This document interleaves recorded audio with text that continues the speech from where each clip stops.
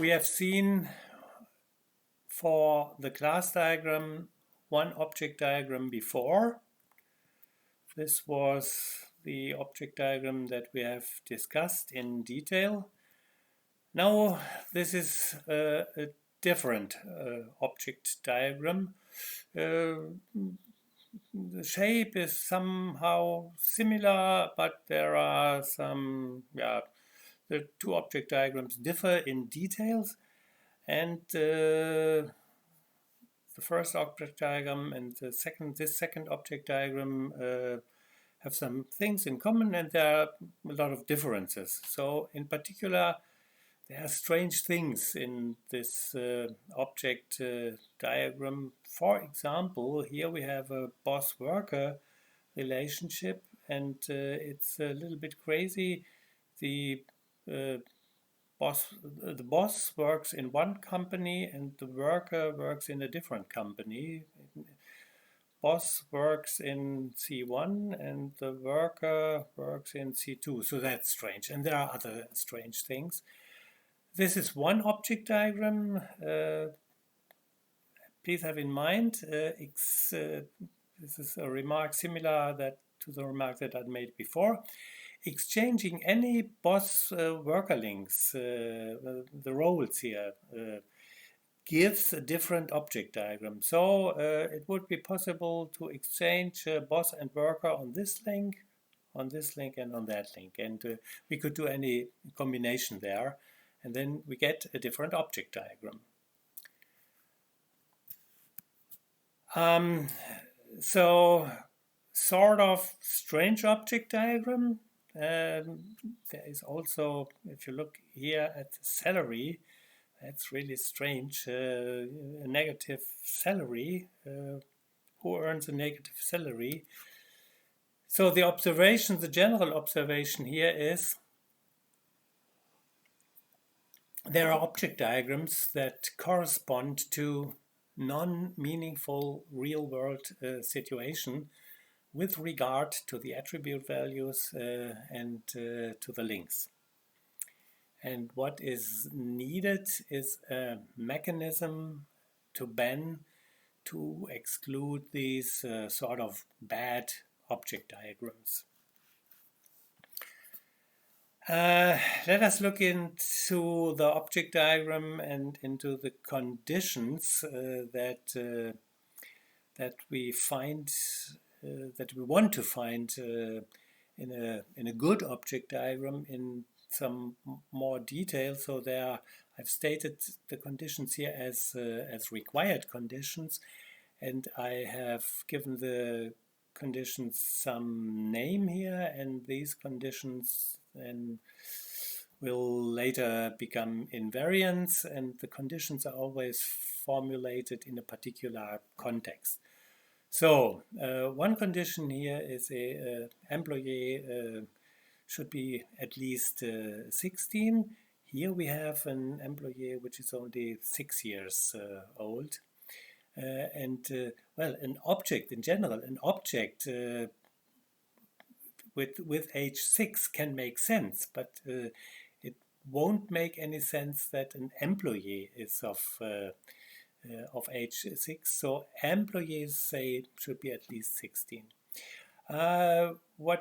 The second point that we see here, there are two different company objects which have the same name, and the requirement here, the company, within the company, the name should be, within the company object, the name should be unique. For the person reflexive association, we want to describe with this boss-worker association a hierarchy of within the company, and so the boss-worker hierarchy, the boss-worker associations should be acyclic. And if we start here at P1 and we go into the worker direction, P2 worker, and or if we go into the boss direction, P1 boss, P2, P3 boss, P2 boss. So we have a cycle here, and that's sort of crazy. The age should be reasonable. We have here a crazy age for a person to work. And not only for a person to work, but it's unlikely that a human person becomes that old. The boss for a person, the boss should work in the same company as the worker. I've explained this here before. If you take this link, then we see that the boss works in one company and the worker works in a different company. The name is also not unique for the person objects. Bob Baker appears here twice. And yeah, I've mentioned that already. The salary should be, for a person object, should be positive. Here's a crazy salary. So all these conditions are violated in our example. And in formal terms, yeah, we can go through this now. And I've indicated here that all these invariants, all these conditions fail. Employees should be at least 16. Here we have an employee of age 6. The name of the company should be unique.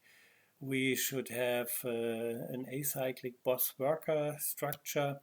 The age should be of the person should be reasonable. That does not make sense. 152 years. The person and the boss of the person should work in the same company. I have spotted a different part here of the object diagram before. There's a second part where this condition is violated. For the person, the name should be unique and the salary should be positive, and there's a negative salary here. So all conditions are violated. And yeah, it's as you see here by browsing through these slides, there are always particular parts of the object diagram that violate the particular condition. To exclude non-meaningful object diagrams, to exclude object diagrams like the bad guy that we had before, additional OCL constraints, and these are called invariants, are introduced. OCL constraints are formulas that are expressed from the viewpoint of a particular class, the so-called context class, and this context class is the invariant context. Yeah, so for example, for the salary positive requirement, the context is the person class because the salary occurs in the person class. The evaluation in an object diagram is done for all objects of the context class, and the evaluation may yield false or true. The invariant is a Boolean OCL formula, and the Boolean OCL formula, when you evaluate it in an object diagram, it may yield false or true. Only when the evaluation of all invariants yields true, the object diagram is considered to be meaningful and to correspond to something meaningful in the real world that we want to model. So these remarks are about the invariant fulfillment. And now let us look at the technical formulation of these invariants. So we have had these 7 conditions here, and for these 7 conditions I have given now 7 OCL formulations. So let's go through them. The age reasonable, we say that the age in the person class is greater or equal to 0, and the age is less equal to 110. The salary is positive. Salary is greater or equal to 1. The person and the boss should be in the same company. We have the following OCL formula should be valid. When we have a person P that has an employer, P employer size is equal 1. And the person has a boss, P dot boss size is equal to 1. So the employer has multiplicity 0 dot dot 1 and the boss has multiplicity 0 dot dot 1. And here in the premise of the implies we require that for the person P there is an employer and for the person P there is a boss. Then we require that the employer of P and the employer of the boss of P must coincide, must be so the employer of the person and the employer of the boss of the person should be the same company. This is what this equality here requires. Yeah, the acyclic boss worker hierarchy. So the requirement here is we are using the important, the nice, the little bit more complicated collection operation closure. And what we are doing here is we are requiring that something holds for all objects P, which are person objects, P dot worker, this is a set of workers, and then we are applying a collection operation, and we are getting the workers of P, the workers of the workers, the workers of the workers, and so on. And we are building here the transitive closure. We will see how it works in the concrete example. And this should, the P that we started with, should be excluded from the set that we, or the collection that we achieve here. The closure expression, as a short way you can think of it, this is a notation for the set theoretic union. And the closure expression, the underlined closure expression, what is computed here is more or less P dot worker union with P dot worker union with P dot worker union, and you build in principle you build here an infinite expression. You have an infinite expression, but nevertheless the evaluation in each finite object diagram where you have a finite set of objects, you will only get a finite number of objects. Here you can stop when you have in one iteration the same result as you have had before. So this is sort of another view on the operation closure, on the collection operation closure. Employees should be at least 16. Here we have required something about the interval that the age of a person has to respect. Here we are considering not all persons, but we are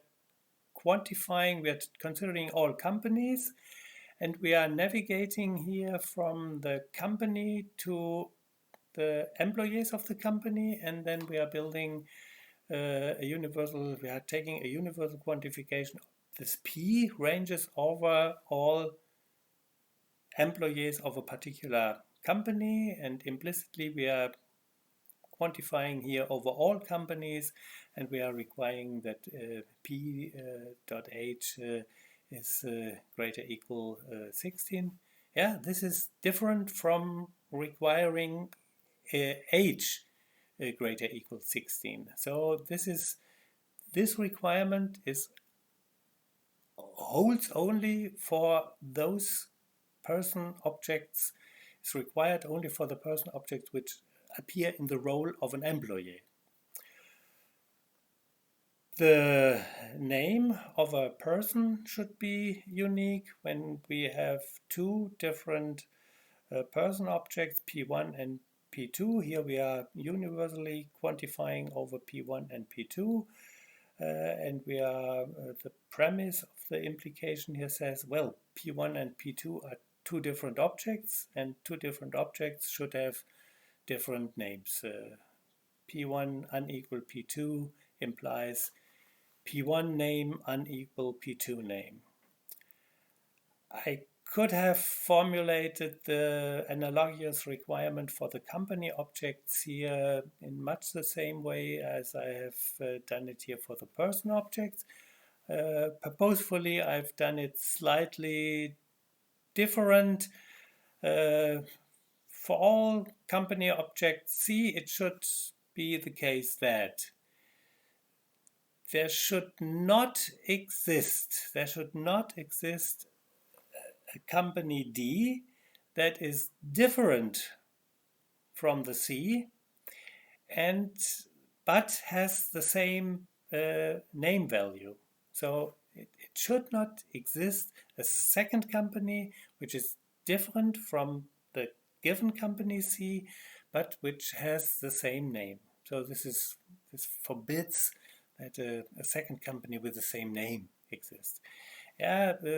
These are simply two different ways of formulating this uniqueness requirement, and we have seen other ways to formulate this requirement, for example with the operation is unique.